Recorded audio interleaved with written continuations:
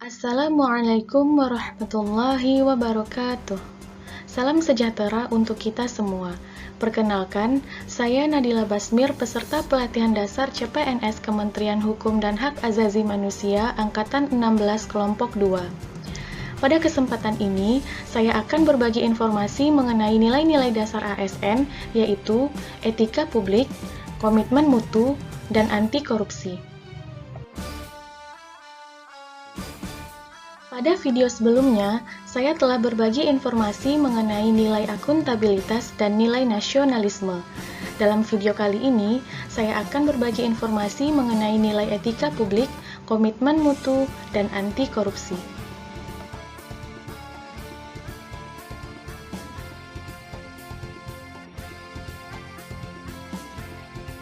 Nilai dasar ASN yang ketiga yaitu nilai etika publik. Etika publik merupakan refleksi tentang standar ataupun norma yang menentukan baik atau buruk, benar atau salah, perilaku, tindakan, dan keputusan untuk mengarahkan kebijakan publik dalam rangka menjalankan tanggung jawab pelayanan publik.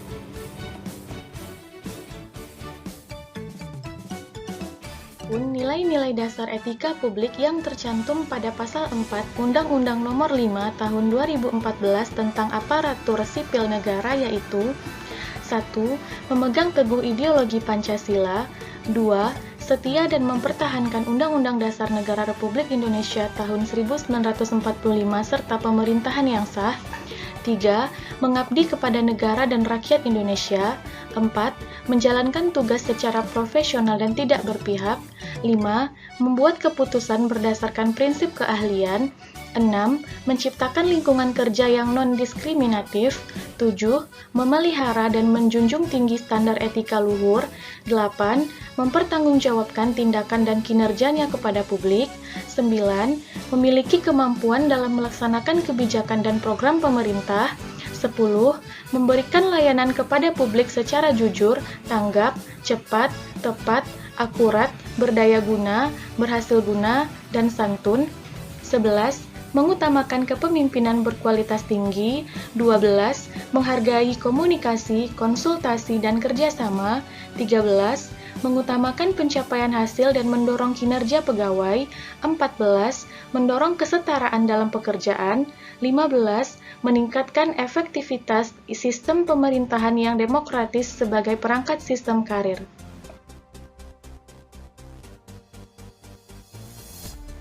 Etika publik memiliki 3 dimensi yaitu 1. Dimensi kualitas pelayan publik. Etika publik menekankan pada aspek nilai dan norma, serta prinsip moral, sehingga etika publik membentuk integritas pelayanan publik. Moral dalam etika publik menuntut lebih dari kompetensi teknis karena harus mampu mengidentifikasi masalah-masalah dan konsep etika yang khas dalam pelayanan publik. 2. Dimensi modalitas, di mana pemerintah harus mempertanggungjawabkan secara moral, hukum, dan politik atas kebijakan dan tindakan-tindakannya kepada rakyat. Unsur-unsur modalitas dalam etika publik yaitu akuntabilitas, transparansi, dan netralitas. 3. Dimensi tindakan integritas publik, yaitu menyangkut kualitas dari pejabat publik yang sesuai dengan nilai, standar, dan aturan moral yang diterima masyarakat.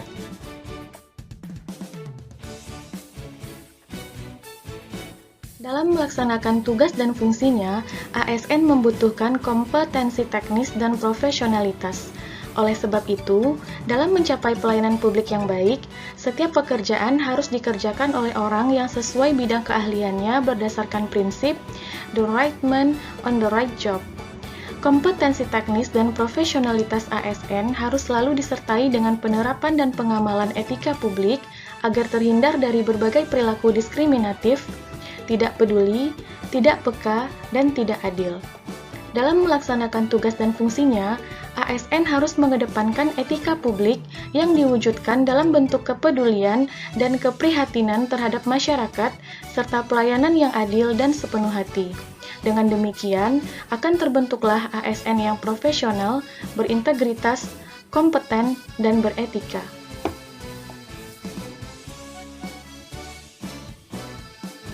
Reformasi birokrasi bertujuan untuk menciptakan birokrasi pemerintahan yang profesional, berintegritas, bebas dan bersih dari KKN, serta mampu melayani publik, netral, sejahtera, berdedikasi, dan memegang teguh nilai-nilai dasar dan kode etik ASN. Salah satu poin utama dalam reformasi birokrasi adalah perubahan pola pikir dan budaya kerja. Adapun 3 aspek penting terkait perubahan pola pikir yaitu: pertama, perubahan pola pikir dari penguasa menjadi pelayan, kedua, dari wewenang menjadi peranan, dan ketiga, menyadari bahwa jabatan publik adalah amanah yang harus dipertanggungjawabkan di dunia dan di akhirat. Seiring dengan perubahan mindset, juga harus dilakukan perubahan pada 8 area perubahan reformasi birokrasi yaitu manajemen perubahan, deregulasi kebijakan, penataan organisasi, penataan tata laksana, penataan sumber daya manusia aparatur, penguatan akuntabilitas, penguatan pengawasan, dan peningkatan kualitas pelayanan publik. Dalam rangka mencapai pelayanan publik yang berkualitas, relevan, dan berpihak pada kepentingan rakyat, ASN harus memiliki integritas moral publik yang berpedoman pada kode etik ASN. Nilai-nilai etis harus diimplementasikan dalam setiap tindakan dan perilaku dengan mengedepankan kewaspadaan profesional, dengan menaati kaidah-kaidah teknis dan peraturan yang berlaku, dan mengedepankan kewaspadaan spiritual yang merujuk pada penerapan akhlak terpuji. Kode etik dan kode perilaku ASN diatur pada Pasal 5 Undang-Undang Nomor 5 Tahun 2014 tentang Aparatur Sipil Negara. Adapun inti dari kode etik dan kode perilaku ASN adalah melaksanakan tugas sesuai peraturan yang berlaku secara jujur, bertanggung jawab, dan berintegritas tinggi dengan memegang teguh nilai dasar ASN, menghindari konflik kepentingan, dan menaati disiplin pegawai negeri sipil.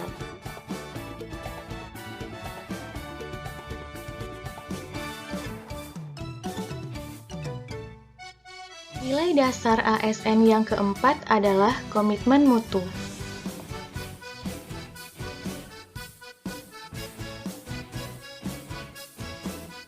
Komitmen merupakan perjanjian atau keterikatan yang mengikat individu atau kelompok untuk melakukan sesuatu.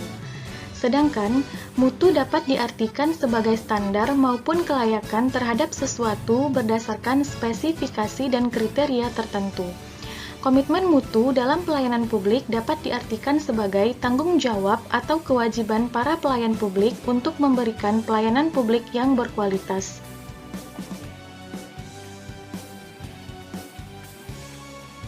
Komitmen mutu berkaitan dengan pemahaman terhadap konsep efektivitas, efisiensi, inovasi, dan mutu.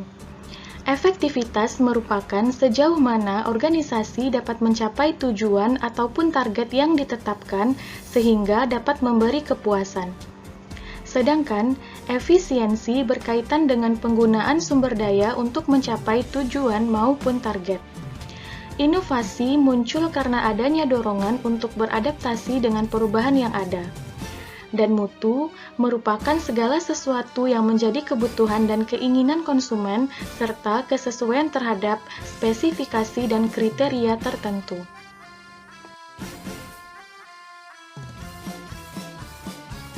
Adapun nilai-nilai dasar komitmen mutu yaitu 1. Komitmen terhadap kepuasan customer atau klien, 2. Memberikan pelayanan dengan sepenuh hati, 3. Menghasilkan produk atau jasa yang berkualitas tinggi, 4.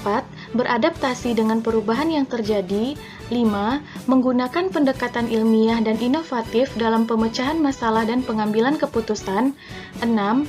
Melakukan perbaikan berkelanjutan. Membangun komitmen mutu dalam penyelenggaraan pemerintahan dapat dilakukan dengan 1. Mengaktualisasikan nilai-nilai dasar komitmen mutu dalam pelaksanaan tugas dalam rangka menciptakan budaya kerja unggul yang mendorong semangat kreativitas, inovasi, dan berpikir kritis. 2. Setiap aparatur harus memiliki sense of quality dan semangat belajar tinggi. 3. Orientasi kerja bukan pada kewajiban menjalankan rutinitas kegiatan, melainkan pada semangat pengabdian untuk memberikan layanan publik yang terbaik. 4. Kewajiban aparatur adalah memberikan layanan publik yang adil dan bermutu untuk membangun kepercayaan masyarakat terhadap pemerintah.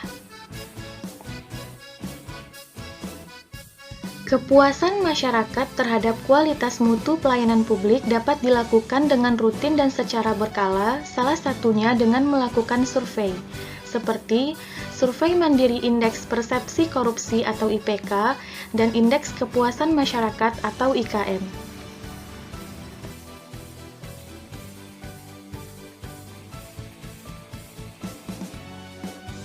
Nilai dasar ASN yang kelima yaitu anti korupsi. Tindak pidana korupsi merupakan tindakan setiap orang yang secara melawan hukum melakukan perbuatan memperkaya diri sendiri atau orang lain atau suatu korporasi yang dapat merugikan keuangan negara atau perekonomian negara.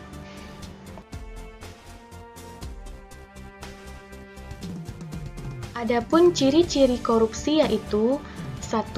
Dilakukan oleh lebih dari satu orang.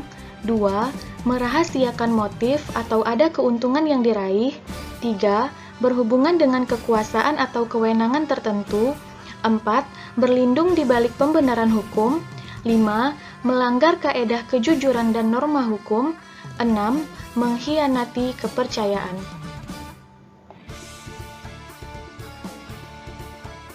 Korupsi dapat disebabkan dari faktor internal maupun eksternal. Faktor internal berkaitan dengan niat yang tidak baik, sifat manusia yang tidak pernah merasa puas, tidak memegang teguh nilai agama, moral, dan etika, serta gaya hidup yang konsumtif. Faktor eksternal seperti kurangnya sosok yang memberi keteladanan dan belum membudayanya lingkungan anti korupsi.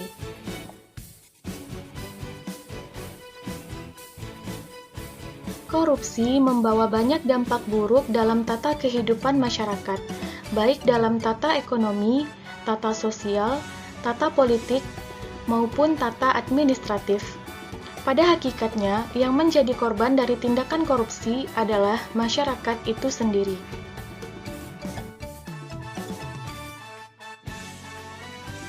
Adapun 7 kelompok tindak pidana korupsi yaitu 1. Kerugian keuangan negara. 2. Suap. 3. Penggelapan dalam jabatan. 4. Pemerasan. 5. Perbuatan curang. 6. Benturan kepentingan dalam pengadaan. 7. Gratifikasi.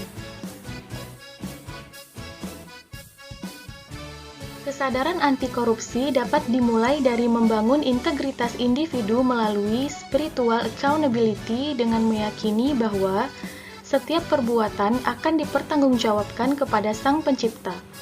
Individu dengan spiritual accountability yang kuat akan selalu melandasi perbuatannya dengan niat baik, melakukannya dengan cara yang baik, sehingga mampu menjadi teladan bagi orang-orang di sekitarnya. Hal ini sejalan dengan konsep tunas integritas di mana manusia sebagai kunci perubahan. Individu yang berintegritas akan dapat menciptakan sistem dan budaya integritas di lingkungan yang lebih luas, seperti organisasi. Adanya pembangunan zona integritas menuju wilayah bebas dari korupsi dan wilayah birokrasi bersih melayani merupakan bagian dari upaya menciptakan sistem dan budaya integritas sebagai upaya preventif terhadap korupsi. Organisasi yang berintegritas dapat saling bekerja sama untuk membangun integritas nasional dengan selalu berlandaskan pada nilai-nilai dasar anti korupsi yaitu jujur, peduli, mandiri, disiplin, tanggung jawab, kerja keras, sederhana, berani, dan adil.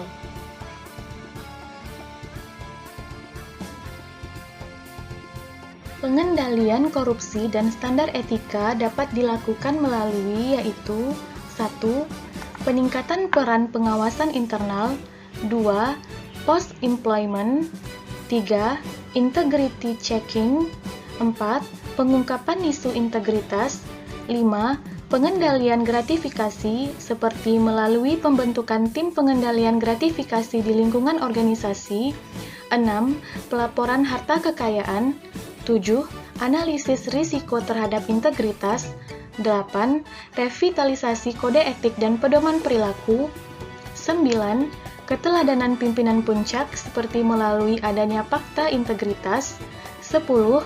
Evaluasi integritas seperti melalui survei penilaian mandiri persepsi integritas atau PMPI baik secara internal maupun eksternal. Demikian penjelasan mengenai nilai etika publik, komitmen mutu, dan anti korupsi. Semoga menjadi ilmu yang bermanfaat. Terima kasih telah menyaksikan video kali ini. Akhir kata, wassalamualaikum warahmatullahi wabarakatuh.